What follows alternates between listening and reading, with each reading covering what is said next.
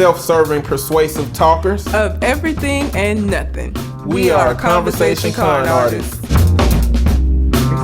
What's going on, people? It's your boy, Mr. On Point. And I am Cammy from Street Fighter. Why would you be Cammy from Street Fighter? I can't be Chun Li now because of Nikki, but we gonna get into it. Also known as Calamity Red. Okay. Well, we are back for another wonderful episode. I guess that's subjective. You get to determine that. But, from my perspective, I may be biased, but it's another fantastic episode. And you can find me on Twitter and Instagram at Mr. MISTER_on point. And I can be found at Red_Calamity. Also, we are still doing the listener letter portion of the show. So if you have a question you would like for us to answer on the show, you can send it into our Gmail account, which is conversationconartists@gmail.com. Or you can find us on the Facebook and send us a message on our Conversation Con Artists page. We have not a direct letter to us, but this is something that have been going around that we wanted to talk about. You know what we got to do first, player. Oh, we're gonna do that first. Yeah, we might as well knock the poetry out if that's how you feel. All right, Michael, this is for you. So we are accommodating a request. We're gonna do a little bit of our poetry every week. Mm-hmm. I guess until we run out of poems that we want to do, and then it'll be a wrap. Yeah. So I went first last week. You can go first this week. Okay.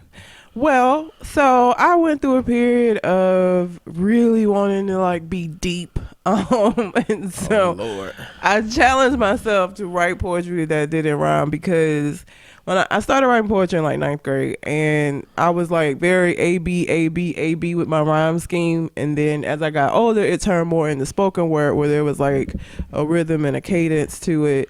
And then I just was I wanna not rhyme and still, whatever. So this is one of the, I didn't do that for a long time because, I just identify poetry and rhyming together. So it felt weird. But you did like this. I did. Work of poetry. I did that. Yeah. I wouldn't read it if I thought it was shit. Y'all won't get my shit ones.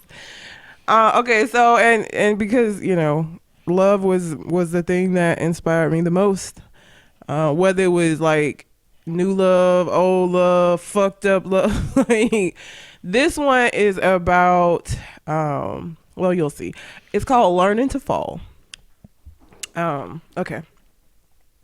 We stand at the precipice, too afraid to let go. My mother always asked me, if they jump off a bridge, would you jump too? Of course, the answer is no. Teen years are not about falling, but climbing and reaching and climbing some more. But then we get older and falling becomes so important. And as we watch others fall backwards off the cliff, as we watch them fall down, we never realize that we are trying to fall face first. And the fear grips us as we see the eventual end. We don't realize that we can't see the bottom. We're too high up. But it doesn't matter. We won't let go. But I need to fall. Not the plummeting of a heavy heart, but the coasting of the carefree. We've stood at this edge, hand in hand, for far too long. So I release you, turn to face you as I move backwards towards the cliff, silently pleading for you to take the chance, take my hand, and fall with me. But I know you won't, and that's okay. As I fall effortlessly, your face fades until it is no longer in sight. I'm free, and falling in love may lead to my eventual death as a cold, solid reality shatters my body and mind, but I may just fall forever, reaching an existence where there is only he and I and our endless tumble through this life. Either way, I will enjoy the ride. I hope you learn to fall one day. That was it. Well, damn. Yo, shit all serious. What? Well, it's a non-rhyming poem. So, I told you I was being fake deep. Or not fake deep, but, I was trying to be deep. I mean, I hate the stigma that's on deep. You know what I'm saying? Yeah. I mean, I think people challenge what deep is when they don't really have a deep understanding of emotions and human experience. People don't think about that shit. Yeah. You know what I'm saying? I mean, I jokingly say that, but it was really to challenge myself because rhyming was so effortlessly. I would write stuff down and go back and read it and be like, oh shit, like that. Like I had just gotten so used to rhyming, and so I wanted to like step outside of that and try something different, and so not rhyming was that. And yeah, y'all could determine whether or not I was successful at it, but I did make the attempt. So okay. Well, mine ain't serious at all. well, I'll do a non-serious one. Mine is just a play. Like I'm used to working at restaurants and drive-thrus and stuff. So this is just a play on relationships. If it were in the context of ordering something, like if you could order your relationship, wish you could type situation. Yeah, I know it'd be fantastic, it'd right? be amazing. It's called "How May I Help You? Can you honor my request?" All right. I'll have an order of beauty with some hypnotic brown eyes, caramel skin and heavy on the thighs. Long jet black hair and luscious lips is my sides. And I like my skin burnt, but I take it bright too, so any color in between those might do. You out of brown eyes, then you can hit me with a night or even a light hue. And I hope you got them thick with a little extra shake, but I'll take them down to the bone if the quality is straight. Down home, southern grown, even if I have to wait. And can you please put a little extra twist upon the waist? My order sounds a bit good, I'm itching for a taste. And I don't mind the hair, it can be a bit shorter as long as you put in the rest of my order. I like for the teeth to be white and display the cutest grins. And I'll take that body smooth with the silkiest of skins. And I'll have those eyes with a gaze that never ends. And I think big breasts and butts are currently the trend, but I don't follow those. So I'll take your smalls, mediums, or larges. I don't have a problem with paying extra charges. And I need that seasoned with a bit of faith and a heaping scoop of love, with a little extra sprinkle of the kisses and the hugs. You can garnish that with a little bit of style, and sexiness is a must. I can take that by the pile. Oh, can you tell the cooks that I'll have my order fresh? No pain, no broken heart, no longer feels depressed. Knows that love is here, no longer has to guess. Found this destination, no longer on the quest. Loves the strength of man and longs to be caressed. Never knows the future, but knows when she is blessed. That about wraps it up. Can you honor my request? There it is. That wasn't silly. The fuck is It you was. talking? It No, wasn't. wasn't. It was not. I mean, I wouldn't say silly, but it was a metaphoric take on relationships. Like, I'm talking about jumping off a cliff. yeah, I know your shit was about double homicide, but possibly suicide homicide, depending on if you pull a motherfucker down with you. But you know what I'm saying? It's just a more playful take on ordering shit at a restaurant. You know what I'm saying? Like, It was good. I don't remember. just like imagine if this place existed. Imagine how many dudes gonna go up and say, no natural hair. She gotta have a perm or a straightener, blowout, something. I don't want to see that. You know, it's a lot of dudes that don't fuck with natural hair like that. Oh, I know. And imagine how many dudes gonna be asking for light skin. Of course. I know all of these You know what I'm things saying? from personal experience. Light skin, no, that shit better not be burnt, better not be dark. But it was just a silly play on that. That's hilarious. It was good. It was we both couldn't have did like a serious one that's been depressing. Although mine, I don't feel like was depressing. It was hopeful, but I guess jumping off a cliff that's what love is, nigga. You jump off a cliff. You don't know what the fuck gonna happen. For me, it's jumping into the deep end. It's jumping off a cliff for me. Cause you could hit the water and then swim away and it'd be fine. Well, what I'm saying is, or you can drown. You might drown like hell. Don't get me when you jump deep into love. You know what I'm saying? Yeah. You could swim. You might come out that bitch swimming, but in any event, you might drown. You fucking right. I feel like love is like a pool. I feel like you can get in the shallow end and work your way down and just stay at the fucking 5 feet if you want to. Right next to the deep, because you kind of want to be submerged, yeah, but not in a dangerous way. Like, that's love to me. It like is. I want to be submerged, but I don't want to feel like I'm in danger of being fucked up somehow. See, I used to be literally the whole reason I wrote that poem is because I was to stand at the top. Like, I'm not gonna jump. We just gonna fuck around up here. I'm not jumping off of shit. So we just gonna, whatever it is up here is what it is. And eventually you get tired of doing that, and you kind of have to. It's a leap of faith. It absolutely is. You don't never know how shit gonna work out. As evidenced by what our letter is this week. You never know. Bruh, you never know. Yeah, this ain't a letter. This is a situation came across, but To me, it is fucked up. It's one of the most messed up things I've seen in a long time. Disrespectful as hell. All right. This letter from this person on Reddit in relationship advice named Bill Nye in a thigh. I don't know what that name is about. Bill Nye's in a thigh. That's gross. Yeah, Bill Nye's thigh. Okay. Exactly. No, that's gross. My wife named our son after her first love, and I had no idea. This is my throwaway account because she knows my main account. My son is 5. About 2 days ago, we were out shopping and ran into a high school friend of hers. She was catching up when she told her friend that we had a son. When the old friend asked him his name, my wife hesitated and I told her. She had a strange look on her face and then said, "You mean like your ex-boyfriend?" Our son's name is very unique to the point that I've never met another person with the same name. Now she refuses to talk to me about it. I feel betrayed and disgusted with her. It's like a switch was flipped in my mind, and I can't look at her the same way. You refuse to discuss it with me. Oh, bitch, we gonna talk about this right now. That is so fucking disrespect. Oh, I can't. Let me tell you something. When I read this, I tried to put myself in that position, and I tried to think about if I had a daughter, and I had been calling her Susan for 5 years, and we run across one of your homeboys and say, yeah, we got a little 5-year-old Susan. And they be like, well, not even Susan, because this name was so unique. Ain't no mistaking it. Susan, it could be anybody. Susanisha. This is a very distinctive name. Like, I don't even... Like, it's not one of those names where you had a chance to not give a fuck about your old boyfriend, come across the name again, be that's a cool name, and then name your child after that. It's a name that not many people in the world have. So, like, your inspiration for naming your kid, this is very apparent.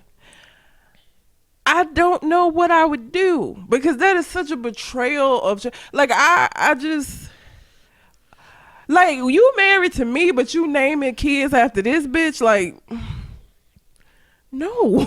And then you talking about, we ain't gonna talk about this. Oh, you finna get out. We either gonna talk about it today or you can pack your little bag. What you mean talk about it ain't the resolution? It ain't the resolution, but you ain't gonna tell me that we ain't talking about it. Like, I don't even know what the resolution is. What is the resolution to that? Because the kid is 5. He knows his name. He then got comfortable with that name. His friends call him that name. 5 years old, you in school, you teach. Like, what? Don't give a fuck. That nigga name getting changed today. But that's punishing the kid. He gotta No, it's not. It is. We'll let him choose his middle name then. He'll like that. We'll choose the first name. He'll choose his little middle name. And then he be a part of the process. She was so fucking rude for that. Like, and if it's that unique, he probably don't like his damn name no way. You know how people that get their names that's not common, he might not even like that shit. He might not. What would lead you to that conclusion? Like, I can't think of... First of all, I would name even if I had a kid with my exes, none of them had names that I would have been like, we having a junior. Like, he just had to get over that shit. Your name is ugly. I don't want to do that. But, like, now moving forward, whoever I marry, like, that wouldn't even cross my mind to do that. It's just so disrespectful. Like, and then it's a son. Y'all didn't name his son after him. You named his son after another nigga that you was fucking with. The disrespect. I just wonder, like, is it really, like, was her naming him that supposed to be like a subtle nod to her valuing that relationship? Or did she just really like the name separate of the dude? Now, I know it don't matter at the end of the day, but I'm just saying, like, I'm interested to know her motivation when she be like, well, I love that relationship, so I'm gonna name my son after that. Because those two things make it bad. One would make it worse than the other one. You know what I'm saying? I mean, even the friend was like, bitch, what's wrong with you? Well, you after your first off, that goddamn friend dropped a grenade in their relationship and got the fuck on. Number one, that was disrespectful as shit. Like, maybe she didn't have time to process, but I'm gonna tell you right now, if I was in that situation and I was the one that had the knowledge that was your ex-boyfriend name, I'm not the one that's exposing that shit. I'll just be like, oh, okay. But, as a husband, I would have sensed my wife's hesitation to tell her friend that name and be like, What was that about? The wife hesitated. The friend got a weird look on her face even before she said your ex nigga. Like he already was like, she hesitated. The friend got this look. Like it was already some weirdness about that even before she went ahead and said. Shit was stewing already. Yeah, even before she said your ex nigga name, bitch. Like that whole situation was in a crock pot of bullshit right there. Oh no. I would have been like, what? This shit turned awkward for some reason. Exactly, because like what's happening? All she did was say, "What the little nigga name?" Like, why is this such an awkward situation now? Oh, that's so. I don't even know. You know what? It's one thing if she broke down and told me what was going on, but if she won't talk to me about it, that's grounds for divorce. Yeah, that's what grounds for me leaving the fuck out of her. That's rude. I'm gonna tell you right now. But at the time, the point that I get married, whoever I marry gonna know that marriage don't mean shit to me. You know what I'm saying? Like, I'll leave this don't bitch get me any wrong. moment. My devotion to you is void and separate from this marriage, a marriage or a ring or any of that. Like the fact that I told you that you're the one I want to be with and I'm gonna be with, that matters to me more than any of that shit. And those things are contingent upon being able to trust you. So me marrying you ain't enough to keep me with you if you break that shit that makes a marriage to me important, which is the trust, which is the devotion, which is, you know, being open and honest. And if I keep finding out little shit about your life that you haven't been willing to tell me that you know impacts me negatively or just make me feel like I don't know you, then we got a situation. And like what he didn't say, but like, what if he had been wanting to name the kid after him? Like if and she was like, no, I don't. We don't need to have a junior. You know what I'm saying? Like there's just so many things that go into when parents get ready to name their child. There was so many opportunities for her to not do this bullshit. You know what I'm saying? Like, it made me have. Even if you like the name, even if you just really love that name, you just can't use that name. It's off limits for you. It's just off limits for you. It just is. Because even if I was him, even if she told me like, hey, I like this name, it's an ex of mine name, but I still like it, you know, even if she was forthcoming, I still wouldn't have been, no, we named him after that nigga. Maybe she got pregnant by that first dude and maybe she lost the baby and maybe she had a psychological asphyxiation on that name in order to commemorate the loss that she had. And you know what? That's the closest I can get to understanding somebody doing that, but it still wouldn't be appropriate to do. No. It still wouldn't be appropriate to do. It's just wrong on all fronts. Like, it's so disrespectful to your husband. It's disrespectful to your marriage or your relationship. It's just disrespectful. It puts your child in the middle of a spectacle. Because now how is husband gonna feel about calling his son that shit? I ain't calling him because if we ain't changing his name because you don't want to talk, then one, we finna get a divorce. Yeah. Or number two, we gonna change his name, or I'm gonna start calling him his middle name or something else. You know what I'm saying? Like, that is gonna cause a problem, and a problem that she ain't even willing to address. And that's that shit. I don't play that. We ain't finna talk about this shit. One or two things is about to happen currently. We either gonna talk about this like two adults and try to figure this shit out, or you gonna get the fuck out. Those are your options. It ain't no, we ain't talking about it. That's just not, especially not no shit like this, dude. Like, there's another thing like that. That goes to the communication. Like, I feel like you can say I don't want to talk about this now cause you mad. Cause I probably would have been one. You ain't got no right to be mad. Number one, okay. The only thing you got the right to do is figure out how you gonna communicate this shit to me. All right. I got the right to be furious in this situation. No, I'm saying she could be like, I don't want to because you're mad. So I'm not saying. Yeah, I'm saying. Yeah. But the way that he say that she's saying is making it seem like she angry for some reason. What the fuck is you mad about, bitch? That's what I'm saying. You ain't got no reason to be mad. Hell I'm no. mad. But I'll give you time to figure out how you want to communicate this to me. That's what you got time to figure out. Okay. Now, otherwise, it's not many times in my life, in my relationship that I have in the future that a woman gonna be able to tell me we ain't gonna talk about that. So how serious was this boyfriend? Because now I'm just thinking about the family, the grandparents, the aunts and the uncles, and everybody that called this little nigga this name. Did they not know about the boy? Because I feel like at some point within these 5, before he hit 5, and before some random stranger, some random friend of her said something, if it was that deep of a relationship where you want to name this child after him, when the other people have known, like when you first brought that shit, they'd have been like, bitch, no. I'm sure they know. That's even more. But that's them families. That's that family secret shit. That's that shit that a family can hold on to for that person. I'm side eyeing all the family. The fuck y'all let me walk around here like Boo Boo the fool for 5 years. Like all of y'all knew that she named this now child. it may be time to be passive aggressive with the family. Oh, I'm petty as a motherfucker. So like, if I stay, your family gonna feel this wrath. They gonna feel the wrath of Red. That's absolutely gonna fucking happen. Like, don't come over to our house. We'll bring him over there to you. You ain't welcome here. Like, oh fuck no. Like I said, this is gonna create a bunch of problems. It is. So you telling me your whole family knew this the whole time, and they sitting here calling our son Jamiroquai. Yeah, Jamiroquai, and nobody was gonna tell me, and everybody. Now I'm sitting here looking like a damn fool. Yeah, and that's gonna make me even more mad. Like, even just thinking about the fact that we've been going to all of these Christmases and Thanksgivings and all of this shit, and I've just been sitting there cheesing and shit like a dumbass because everybody knew this thing that I didn't know. Like, I'm looking at all of them different. I'm looking at you, I'm looking at your family different, your friends, everybody that I feel like knew this shit and didn't nobody say shit to me about this shit.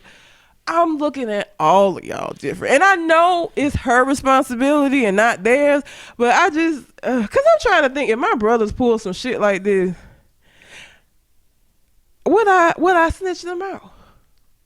Like, if I know they named their daughter after like a bitch that used to come over to the house all the time and they didn't tell their wife, like, that's a weird position to put your family in too, because it's like, that's disrespectful as fuck, nigga. Like, I don't even know what I would do as a family if that shit happened. My name Bennett, I ain't in it.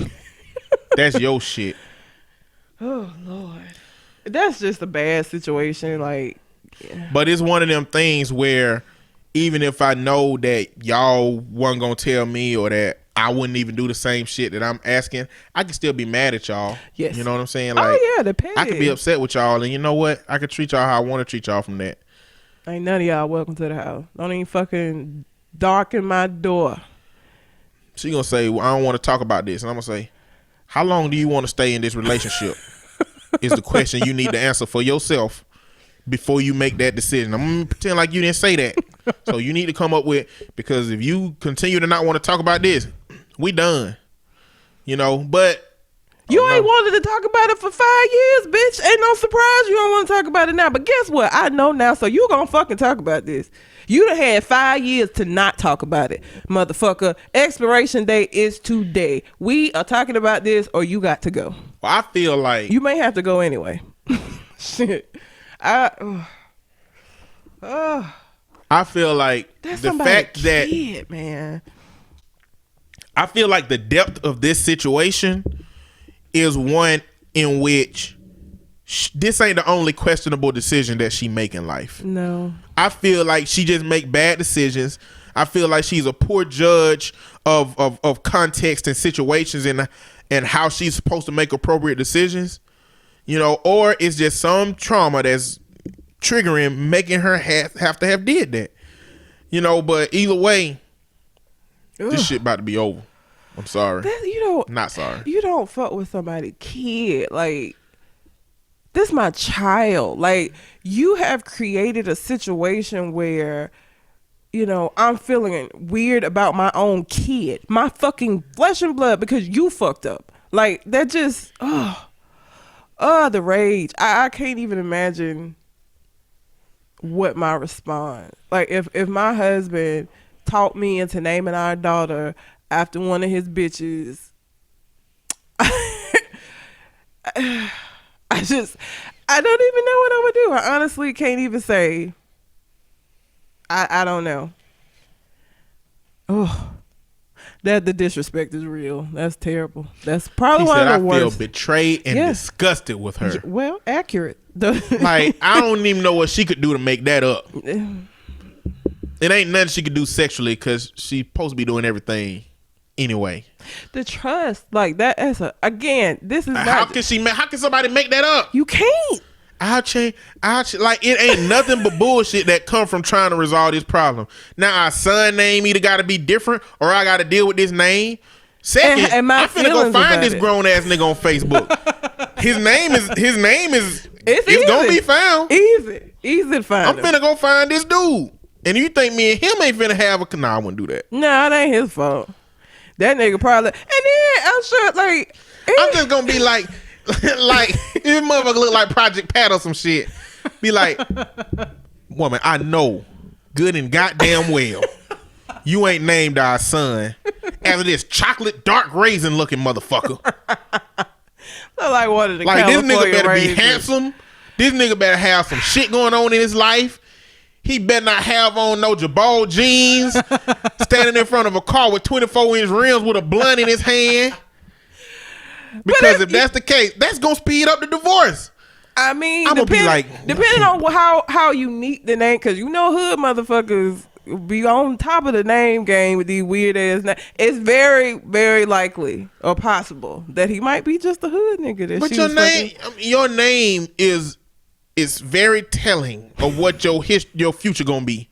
And the reason I say that is because the people that name their kids crazy shit are usually coming out of poverty. Yep. You know, I hate to say that, no, but that's what happened. Yeah. So the crazier your name is, the more it's a possibility that you're not about to be shit. So if his name's crazy, I assume he ain't shit.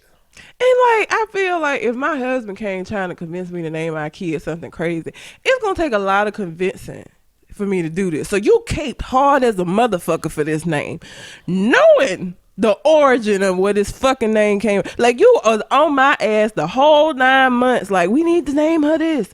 Come on, this is a good name. Like, cause you would have to, because I don't really like doing the whole unique name shit, because it's hard enough for black people in America. I'm not trying to make it hard on my kid. Yes, you should be able to name your kid whatever you want to, but listen, I done seen it happen with my own 2 eyes. When your kid has a weird name or a hard to pronounce name and somebody else got a regular name and they got the same qualifications, your kid gonna get passed over. You could, right, wrong, whatever, that's what it is. So it would have taken a lot of convincing to get me to do this shit. So then I'm gonna be thinking about how hard you were caping for it, and I'm gonna get even more mad because, bitch, I wasn't even with it, and you just kept nagging at me about it until I finally agreed. And now I find out the reason why you was caping so hard is because it was this bitch name. Like, oh Jesus, I just don't know. I don't think that we could come back from that. Like, I don't know what, because there ain't nothing you could do to make that up. Like, listen. Men, that's my kid, yo. Listen, men, make sure when you get ready to have a child one day, you collaborate with your wife on that name.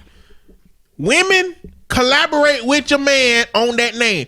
Nobody get to name their kid shit we come to the situation with. No. We've got to come up with the name together, point blank. Because I don't want to have no interview process about, so where did you find this name? Is this a name from anyone that you've been connected to romantically in your past?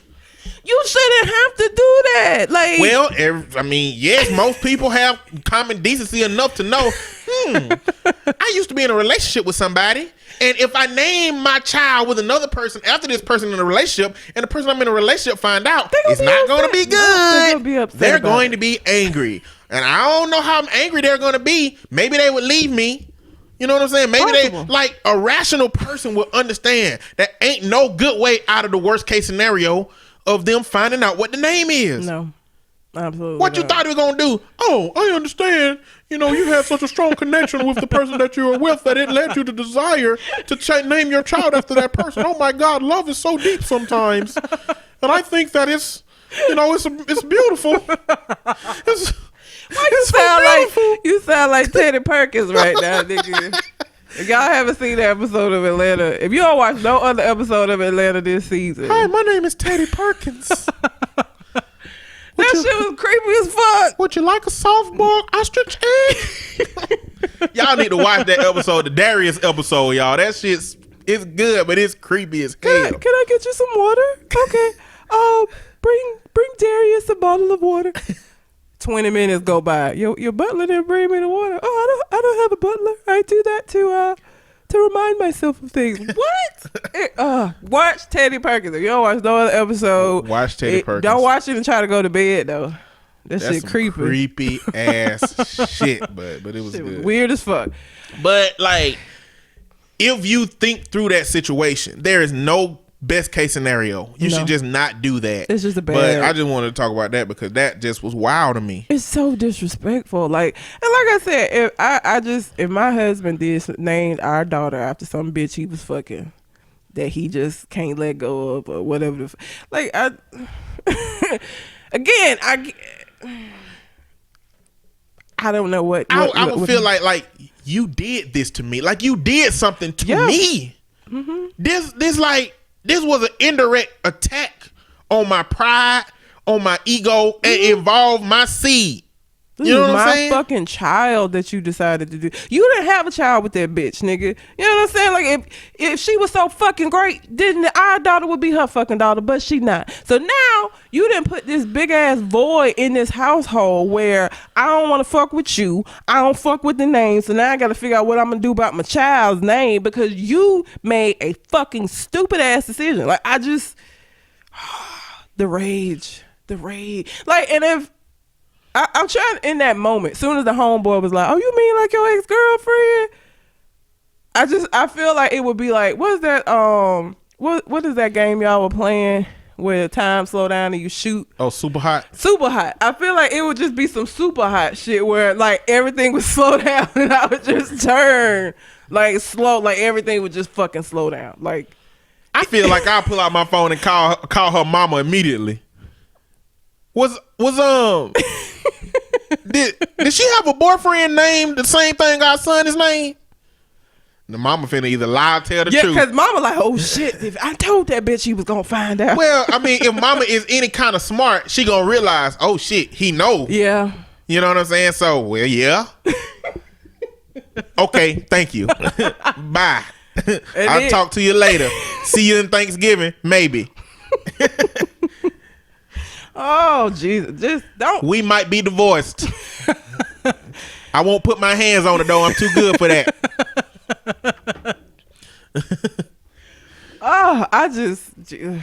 Don't do that. For anybody listening, just don't do that. It's not a good idea. It's not worth it. It's not worth what the worst case scenario is. I don't even know what the best case scenario, because I don't even know how you could work that out. Like the best case scenario is having somebody so understanding or so passive about the situation that they okay with it, but just you got to change the name or something and can continue on.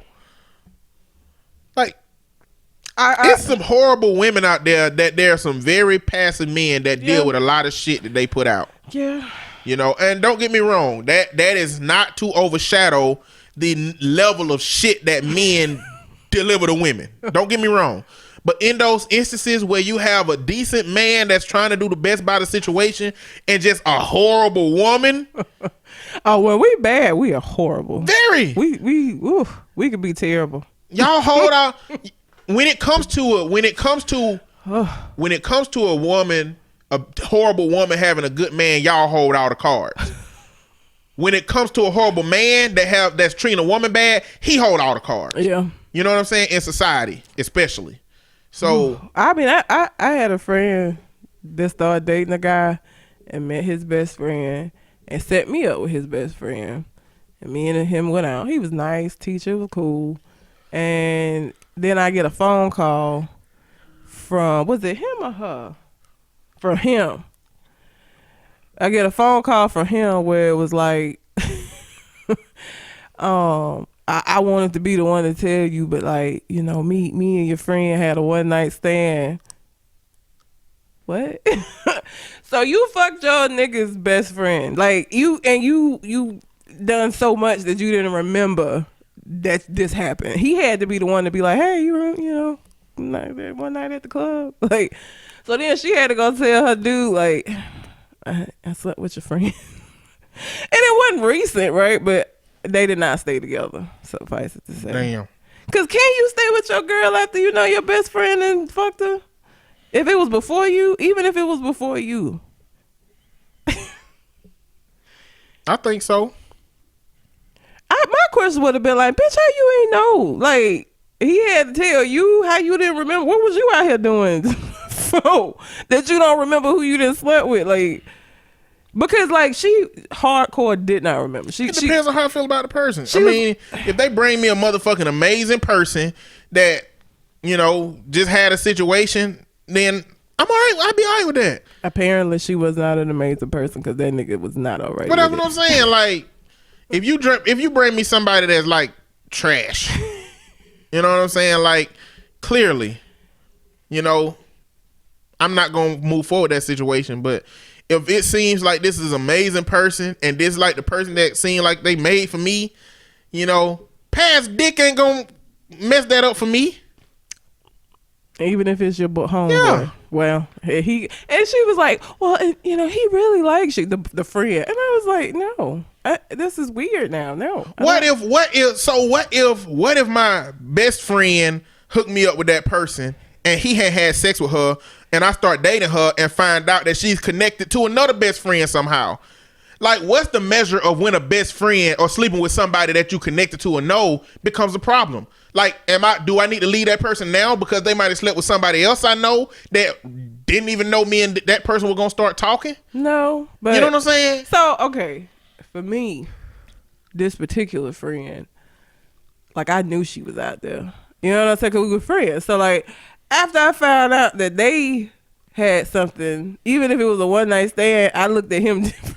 So what you're saying is the reason it's a problem for you in this specific situation is because she probably got STDs out here and she throwing it all over with blowing around with the wind. Yeah. And because he had the audacity to put his meat into her, that I don't want to be with, because the quality of who he will put his thing in is problematic. We never went out again. So if the friend happen to be a wholesome girl that don't even have that many encounters and they happen to have hooked up, would it be different? But I feel like with that, she would have remembered. Like, it was the fact that she did not remember. He had to come to her on a separate occasion and be like, you don't remember me? Like, he had to describe it the night to her, and then she was like, oh shit, yeah. Like, I feel like a wholesome girl would be like, oh, I fucked him, and maybe give me the option, be like, hey, we had a thing, you know, years ago, and that would be different. But like, she didn't even fucking remember, yo. Like, I was like, no. She was like, he really, like, he's talked so much. Like, I don't. So care. you think that if she had remembered, you don't think she would have? No. Done that because it's weird. Like, I wouldn't set my friends up with nobody that I know you wouldn't, but somebody who ass is blowing around with the wind and landing on meats.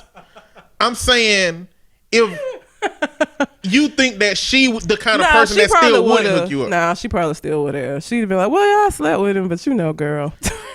Like, she probably would have. But I was just like, no, she's like, and I girl, I stay wide open, so you know it ain't no big deal. Then she had to go tell her boyfriend that she slept with his friend. I don't know if I think she told him. I think the friend didn't tell him, but like, at first when I talked to her, she was like, yeah, he all right with it. And then like maybe a week later, she was like, we need to get. And I wasn't surprised. I feel like one or two things happen. I feel like he's like, is his dick bigger than mine? Or he already know his friend's dick bigger than his. So he just gave it up. They were like close. Like, this nigga was over to his house regular. Like, they were close friends. So like, he having to look at this nigga all the time, and like potentially the three of them hang out together. Like, this was a weird situation. Like, it's fucking weird. Like, they were, because that was why she was like, it'll be so fun. We can date. We're friends, and we can date friends, and it'll be great. And you know, we're all hang out together all the time. And he was nice. Like, we went out. It was cool. He was nice. But like, after I found that shit out, I was like, no. He's like, is this gonna be too weird for you? And I was like, yeah. I'm sorry. Yeah. I can't do it. That's unfortunate. So yeah. So I said all that to say that when women fuck up, we fuck up like horrifically. Like some of us like ain't shit. And she ain't shit for naming that kid. And then it's his son. It is what it is. Oh Lord. Okay. If you have a question that you would like for us to answer on the show, you can send it into our Gmail account, or you can, which is conversationcardartist@gmail.com, or you can find us on Facebook and send it in to us that way. I guess have you listened to Nicki Minaj's 2 new songs? Yes. What do you think of them? They are 2 songs about nothing. I have no idea what she was talking about. She connected a whole bunch of stuff. She said something in one of the songs. I was like, what? She said she won't shoot her, but she'll gun butt the bitch or something like that. I was like, what? You were just talking about how you, Lil Wayne, and Drake was cool and on top of the game. And now you're talking about gun butting somebody? What? I was lost. I have no idea what Chun Li is about. I have no idea what Barbie Tings is about. Chun Li is about, I don't know why she named it Chun Li. I was going to ask you about this. Because like, I was a big Mortal Kombat person. I was not a big Street Fighter person. So I don't know what Chun Li's background, like for her character is. Because the song basically, Chun Li was about her being like considered the bad guy of female hip hop rather, and like people making her out to be this mean catty person, which bitch you just made a whole song dissing Cardi B, like this is why. But I don't know why she chose Chun Li, especially because now when I saw Chun Li and I saw the cover, I automatically knew Street Fighter. But I feel like it's going to be a lot of people who are going to be like, cultural appropriation.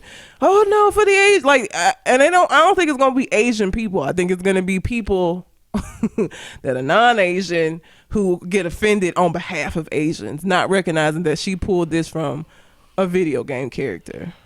I mean, I just think it's akin to cosplay, if you ask me. Yeah. I mean, on the cover, she dressed like Chun-Li. She got the little but other than the aesthetic, I don't know what she's trying to achieve. I don't understand why she chose Chun-Li. I don't understand why she felt a need to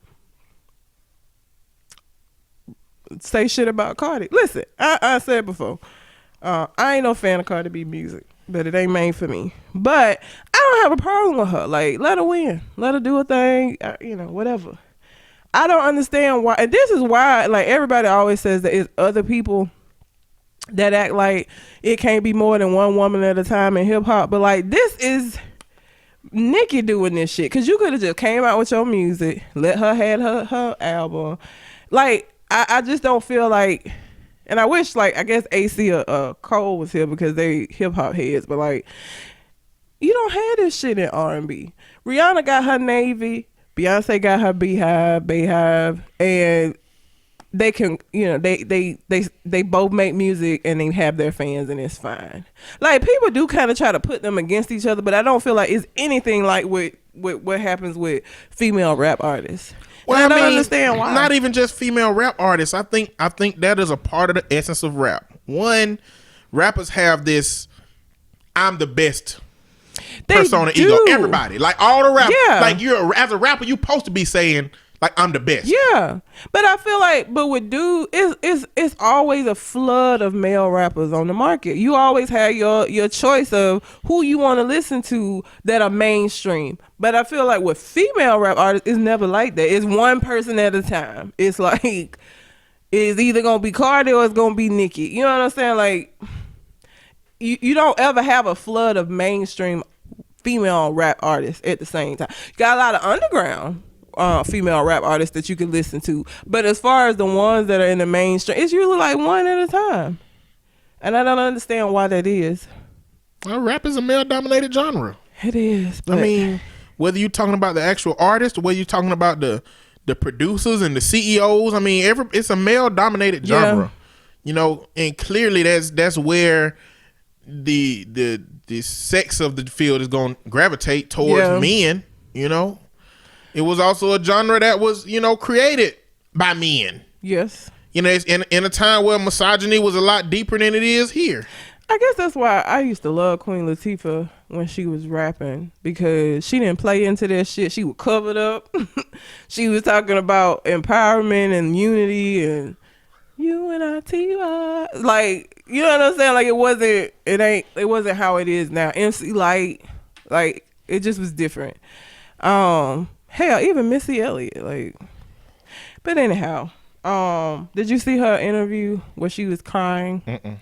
I don't like Nicki Minaj. I don't either, but I mean, it's some artists that I don't really care for, but I'll watch their interviews, like Kanye West or somebody. But Nicki Minaj, I am not in the least interested in that. I just had a friend over here this weekend that was like, let's listen to him.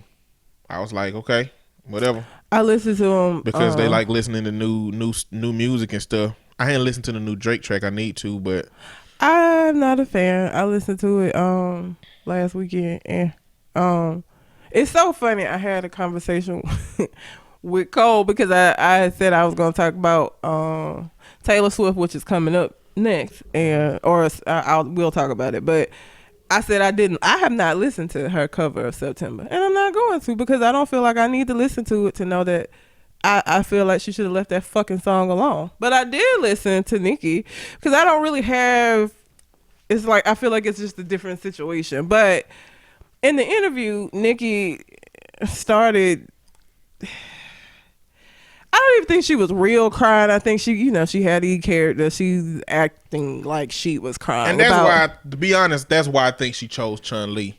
I think she just wanted to create another persona for herself, okay, just like the Barbie thing. I think she wants to like move her persona into another direction. So a whole bunch of shows she go to, she gonna be dressed up like Chun Li, and she gonna be just like able to aesthetically, I guess, connect with people through that nostalgia. Yeah. That's what I think she's trying to do. I don't know if it's that intentional and that, she was talking about how she don't feel like Cardi showed her no love, and the whole motorsport incident where apparently she's saying that something about her verse being changed or not being changed, and apparently Quavo had something to do with it, and he told her that he would take up for her if she was his girl, but she wasn't his.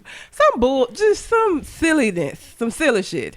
And it just, I already wasn't a fan of Nikki, but like this type of shit, like just put your music out, girl, and keep it moving. Like creating all of this like random shit with Cardi is unnecessary. Nikki, the last time we heard from Nikki, she got set on fire by Remy Ma. She did.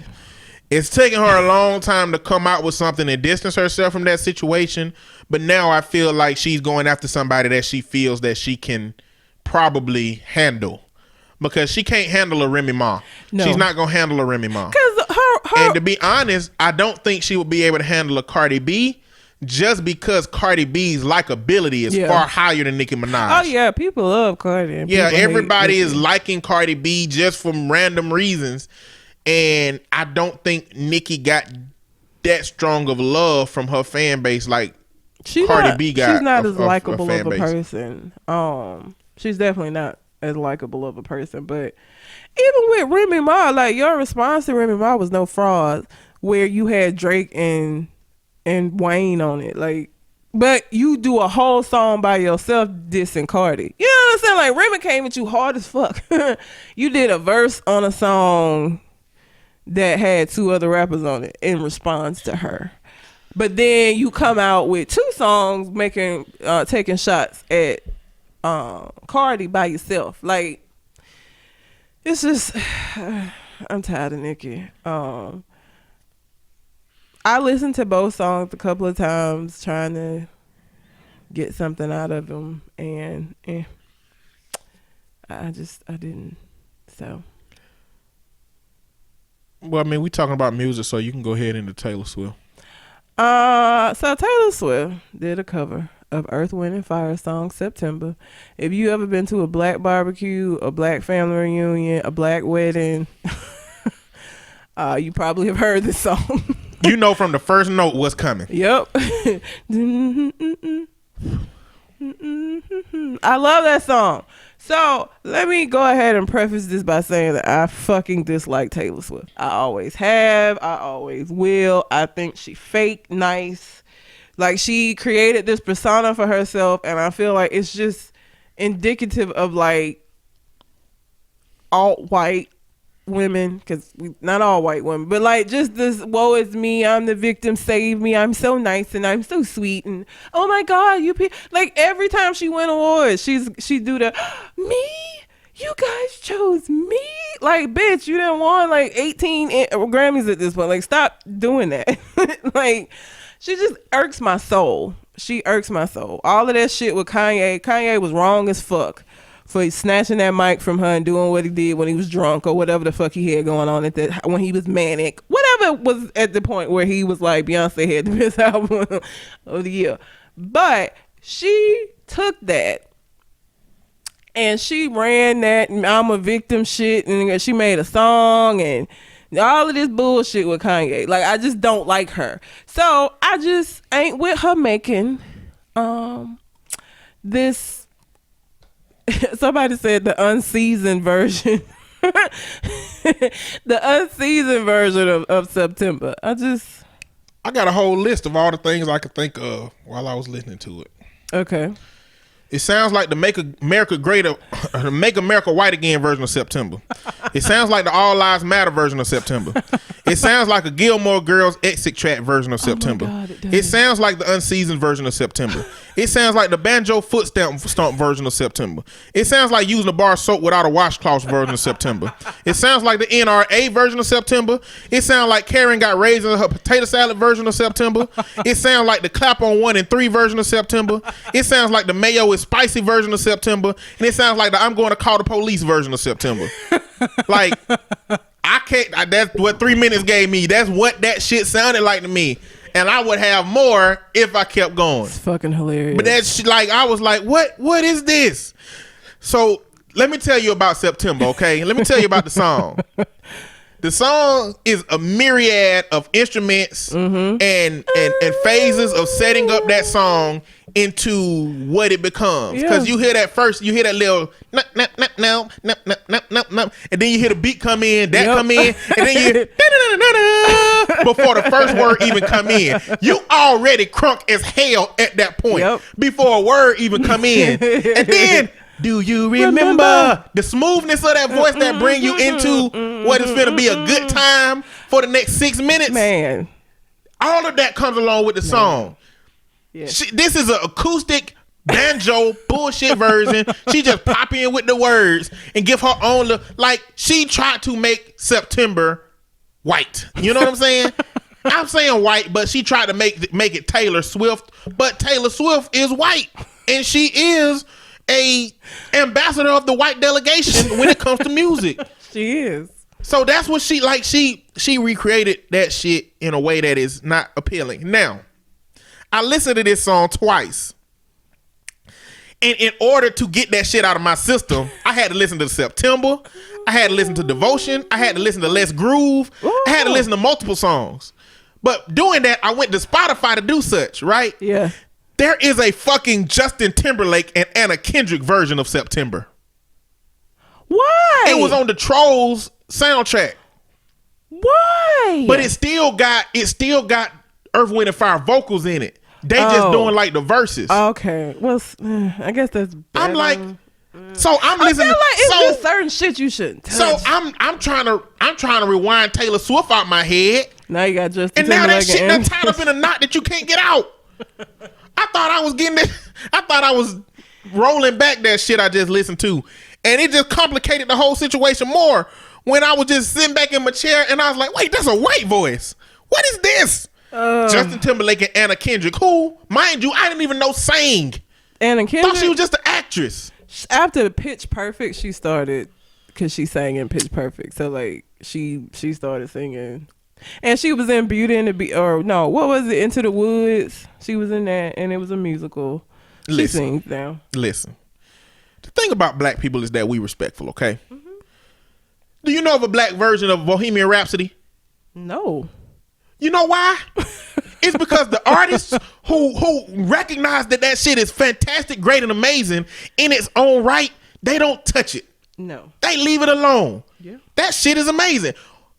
But white America, in its everlasting desire to have everything, is what triggered Taylor Swift's need to go find something brown and use it for her own gain. And it just... Like, at this point in our existence in society, somebody like Taylor Swift should be smart enough to know I shouldn't do that.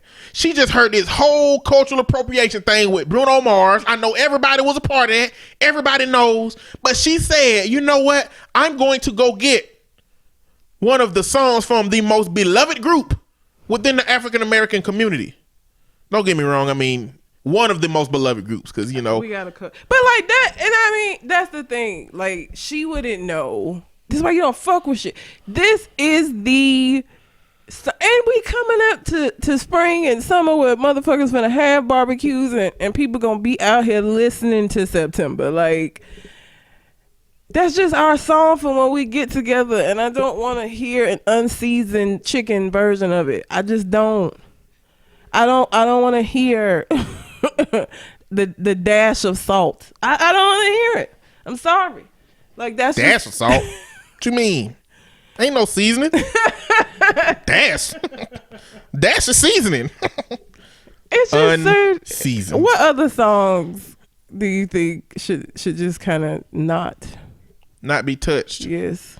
It ain't even songs. Nothing from the Temptations. Nothing from the OJs. Nothing from the Commodores. Nothing from the Gap Band. Oh, what is that song? Oh, from the Gap Band.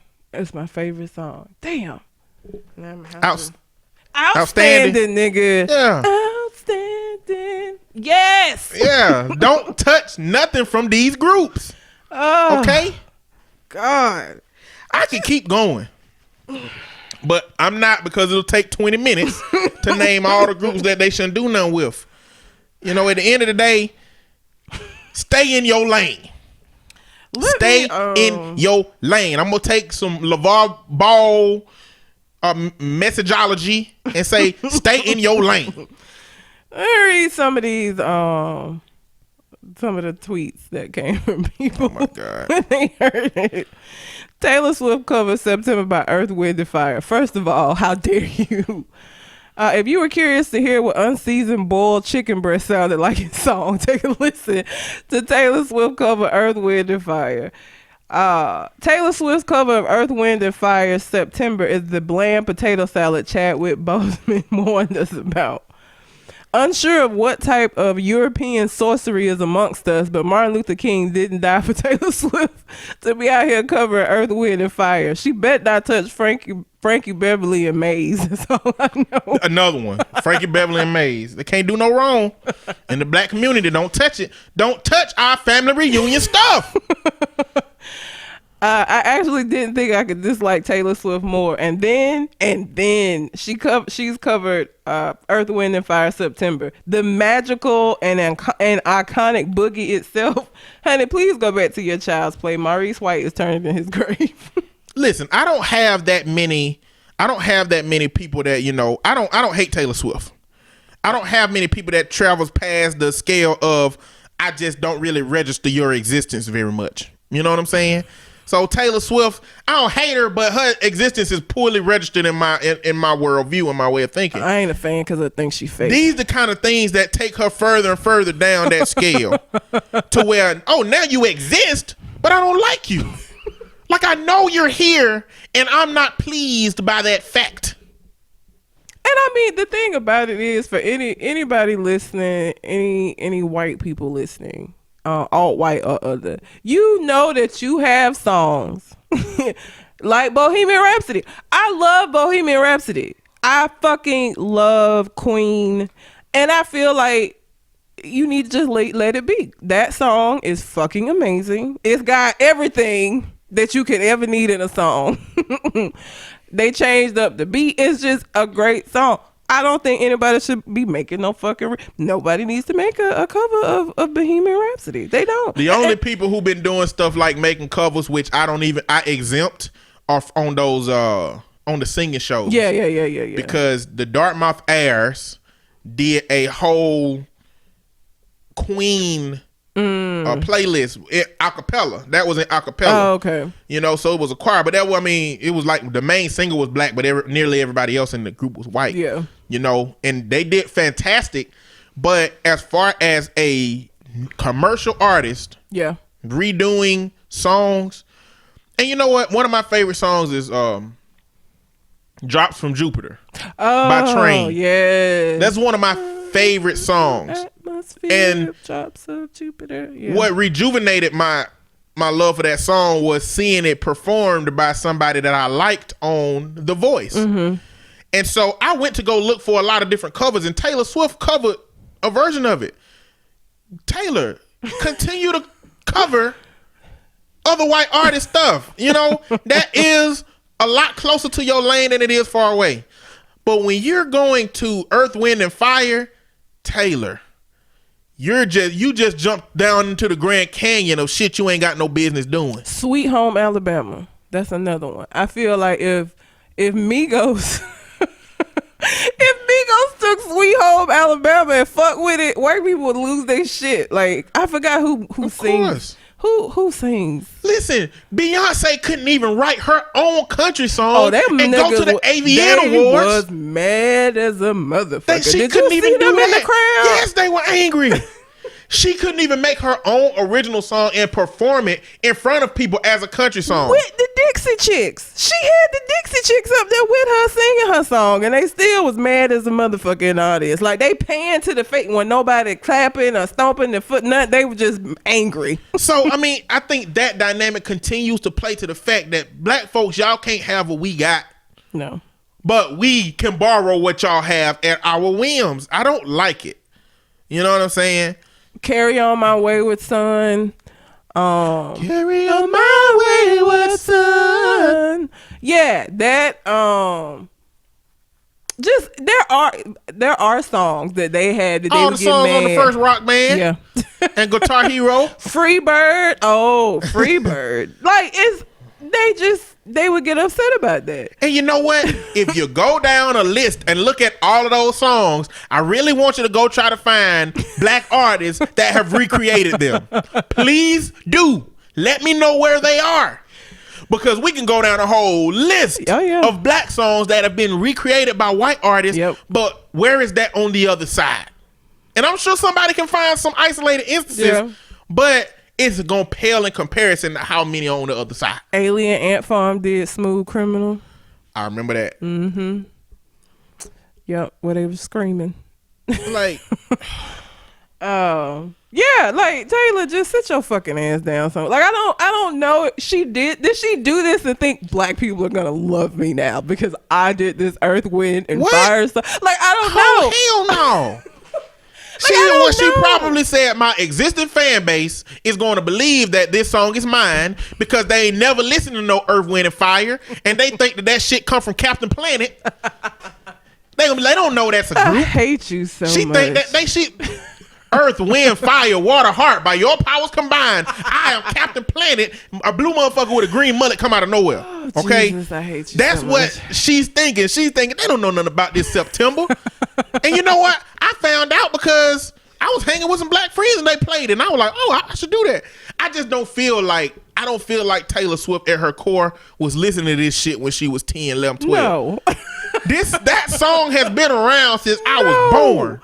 Look, That song has been integrated and heard by me every year of my life, whether I knew it or not early along. Saturday mornings when we had to clean up, my mama would put on this type of music. Like, and I mean, it would be a wide. Most of my knowledge of like old school is because of cleaning up. Like, it's cheaper to keep her. It's cheaper to keep her.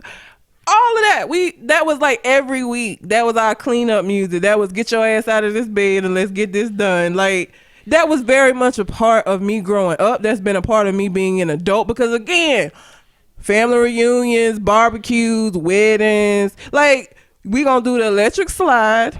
We gonna like this is very much a part of our culture. It is. Now, I will add, the only thing that black people do with white music is sample that shit and put it on a hip hop beat. Yeah.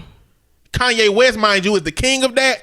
But they'll take an old ass song and take a little snippet and put some treble and bass and snares and drums around that, and then they'll make a beat out of it. But it's not. They don't recreate a whole song. You know what I'm saying? Who gave her permission to cover this shit? I don't know. People need permission to cover something? I think you do if you're gonna put it out and sell it. She did this on Spotify Sessions, so maybe Spotify's paying the estate for her to have covered it. But they ain't you. But I think that the problem with that comes when they use specific samples and specific music. That's why when you call something a cover, I think it has a different meaning in the industry. Than sampling it and then using it and then recreating it. Yeah. I think if she call it a cover and don't make any money from it, like if she just do it on Spotify Sessions and that's just supposed to be a, you know, like a free service or something that she doing that she don't get paid from, and that she might agree not to do it in a concert or anything, I think that you can get away as an artist with doing shit like that. You remember, have you seen Do you remember? Go ahead. Nah. Did you watch Dreamgirls? No. You've never seen Dreamgirls? Okay. Was not interested. Okay, so in Dreamgirls, when they were first trying to get what was Eddie Murphy character name? Jimmy. When they were trying to get him mainstream, they came up with this song. Driving in my Cadillac car. That was it. So they put it out, and like a week later, a white group stole it and made it into this white ass song. They had on like Letterman jackets with girls in like the hoop skirts and this is what that reminded me of. Like Taylor Swift covering Earth, Wind and Fire reminded me of that exact moment in Dreamgirls. Anybody that's seen Dreamgirls, you know what I'm talking about. They had the Driving in My Cadillac car song, and then a white group took it and it got radio play, and the black song did it. And because this was the time in music where black artists, it just, they weren't getting the respect, they didn't have to do shit. They just took it and made it into this white, like, horrible song. I mean, that's different though, because like I said, she ain't steal the song. But it made me think about this idea that I had one day. Like, somebody asked the question, you know, what would you do if you can go back in time? You know what I'm saying? My first response is, I'm going to go back and I'm buying stock.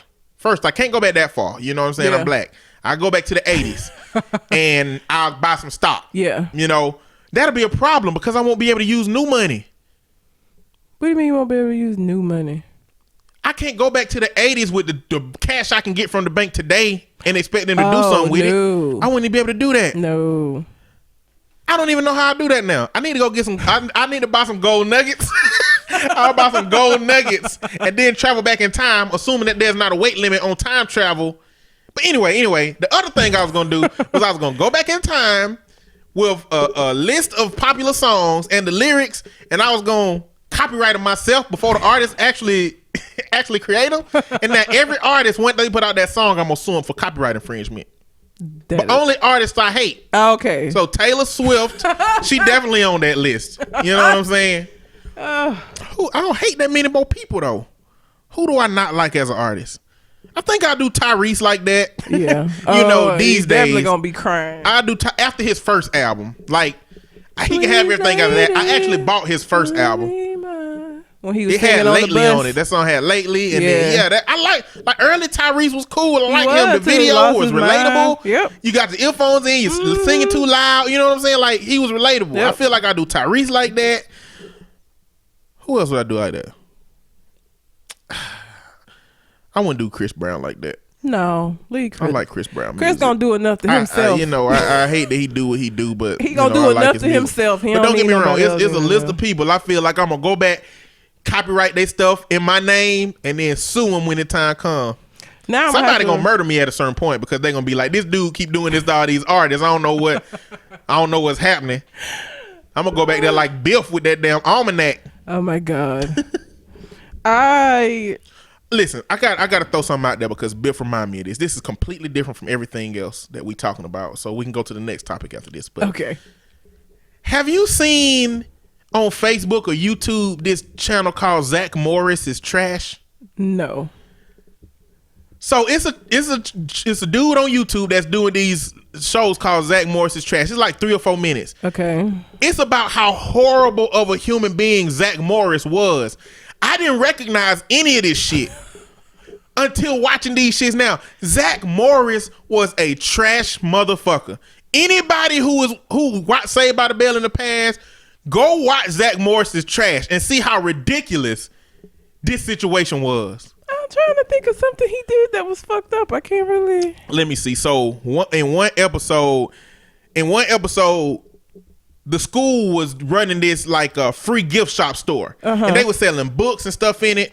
And it was the nerds of the school running it, and Kelly. Yeah. Right. So Zach was not happy with that, and he wanted to spend time with Kelly. So he berated the nerds, made them feel bad, went and convinced Mr. Belding that it wasn't profitable enough, and then kicked them out. For Mr. Belding to kick them out of the whole situation, right? Yeah.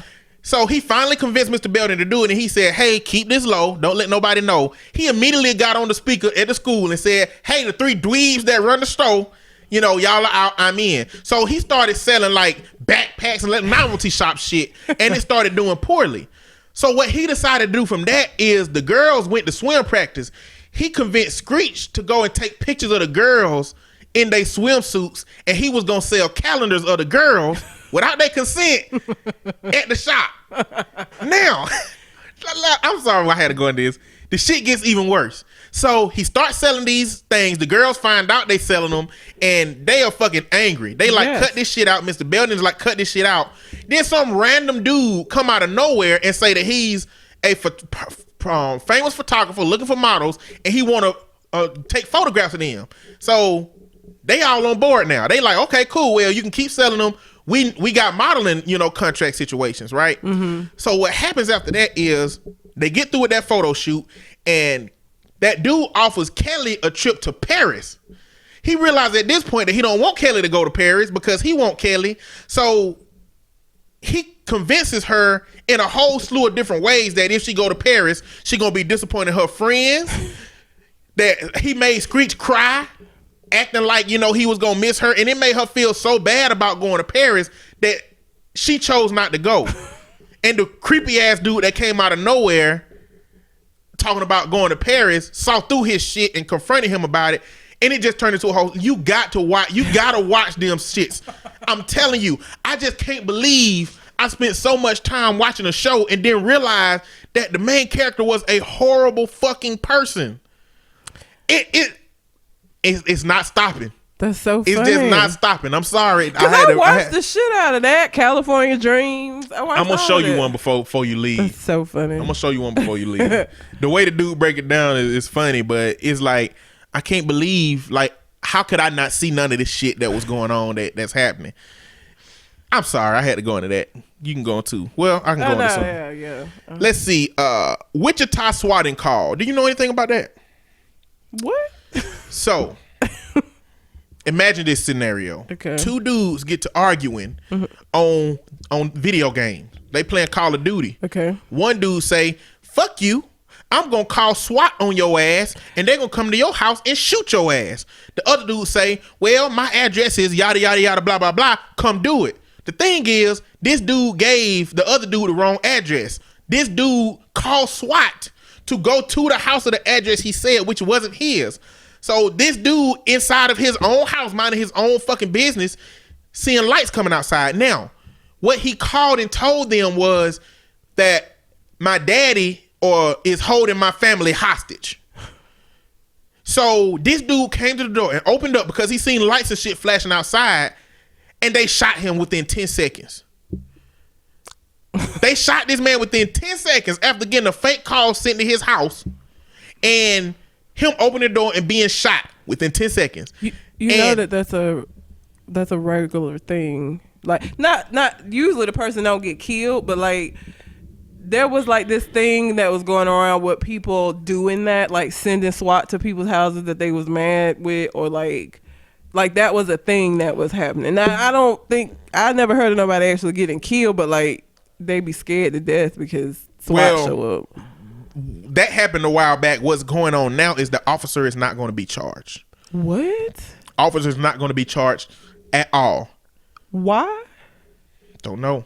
And the reason is because they said that they say he shot because he reached for his waist, right? Okay. The thing about it is, if this was truly a hostage situation, it's very possible that the hostage taker could have sent a person up to the door who would not have known how to react in that situation. Yeah. So the fact that he was shot in 10 seconds, it easily could have been anybody else, the wrong person, the wrong house. It could have been a number of things wrong with that situation. Wow. But the fact that he will get no consequences from that, man, it just continues to point out the issues that we have in our society when it comes to the police. You know, but it also... That ain't even a funny joke, but like what was I watching on YouTube? That was a thing that people were doing. They would get upset at somebody and they would like call and send SWAT to their house, and they would make some kind of like outlandish claim that would get SWAT involved. Cause like obviously just calling and saying some regular shit ain't gonna get SWAT sent to somebody's house. Like it's gonna have to be like a hostage situation or something like that. That is fucked up. I can't even imagine. That's like me sitting in my apartment and like the police at the door, and I'm just like, "Fuck is going?" You know what I'm saying? Like you don't have no idea because this wasn't even the guy that was involved in the altercation. This was somebody who knew nothing about anything. Yeah, fucked up. Like I said, I just don't know what I'm going to do if I'm confronted with the police. You know, I'm clearly like, if your hands start off in your pockets, you're dead. Yep. Okay. Which is important for the police to announce that they are police, which didn't happen in the Stephon Clark situation. You know, that is a very important part. If somebody outside my door say, "Hey, it's the police," I'm going to be like, "All right, officer, what would you like me to do? I am an African-American male. I don't have any weapons. I'm going to open the door slowly and I'm going to crack it a little bit and I'm going to put my hands up and I'm going to let you walk in and hopefully everything will be okay." You know, like, so that's what the importance of announcing that you are the police is. I mean, it should be, I don't know, man. I feel like police have transitioned. They make it, I think as a result of so many people dying, the justification is that we scared for our lives. Mm-hmm. Well, to me, if you are that scared for your lives, you shouldn't be doing police work. Nope. I mean, I'm not saying that you should want to die. I'm just saying that police dying happens so little. Yeah. That the level of fear that they have is not justified to me. You know, or suit the police up like they suit up the military. So that if you do get shot by a 9mm bullet, it won't hurt you. Yeah. It'll hurt your armor. That way, even if you are scared, you won't get hurt because you have armor protecting you. Yep. You know what I'm saying? Don't continue to use this same old tired, "I'm scared, I want to get to my family tonight," as a justification when you shoot somebody unnecessarily. When you don't let somebody in the community get their due process. You get your due process and you get off of that shit. Yep. You know what I'm saying? Mm-hmm. Damn, it's just frustrating and irritating. But, you know, that's what it is. That's all I got for that one. You can go ahead. And water is wet news. Tristan Thompson is in the news for apparently cheating on Khloe Kardashian. And the reason why I say that this is water is wet news is because Tristan Thompson left his pregnant girlfriend Jordan for Khloe. And now, so they calling him third trimester Thompson because apparently he leave bitches in the third trimester. So let me tell you something. I don't feel sorry for Khloe, and it ain't even because she a Kardashian. You know, I don't like the Kardashian, but I don't feel sorry for any woman who, I'm not finna be with you. You got a girlfriend and you leave your girlfriend for me. Because guess what? If you left her, I'm not crazy enough to think I'm fucking special. Because when you find the next bitch that you like, you're gonna leave my black ass too. Like I'm not convinced that I'm just so special that you left her because of me. You left her because you didn't want to be with her no more. You know what I'm saying? Like that, there's a difference. And so Khloe was perfectly fine with this man leaving his pregnant girlfriend to be with her. She was fine. She was, making excuses for it. She was, getting into it with trolls about it. And now you pregnant and he out here fucking bitches that look like your sister. So I just... Well, look, this is how I feel about the situation. Clearly it's Khloe Kardashian, so this don't apply to her. But if this was a poor woman with Tristan Thompson, this would be what Cardi B referred to as money moves. You know what I'm saying? I feel like that. Listen, any woman who is willing to do this, if your wholeness takes you to trying to trap somebody so that you can get some payments, get Tristan. Get him. Okay? You ain't really gotta love him until you get pregnant. You ain't really gotta love him. Just get pregnant by him. He gonna leave. You in the money. 18 years at least. Do it. He's a sucker. He gonna put his meat inside of you. Unprotected. And you can get paid. Yeah.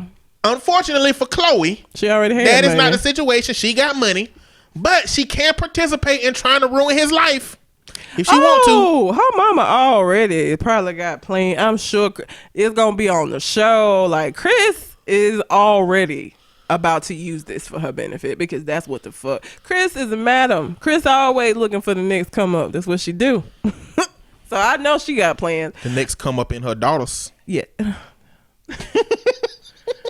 I'm sorry, I couldn't help it. So much. I couldn't help myself. I don't really give a fuck about her. I wanted to talk about this because everybody flooded his page with "I hope" comments. Okay, so I'm gonna read something.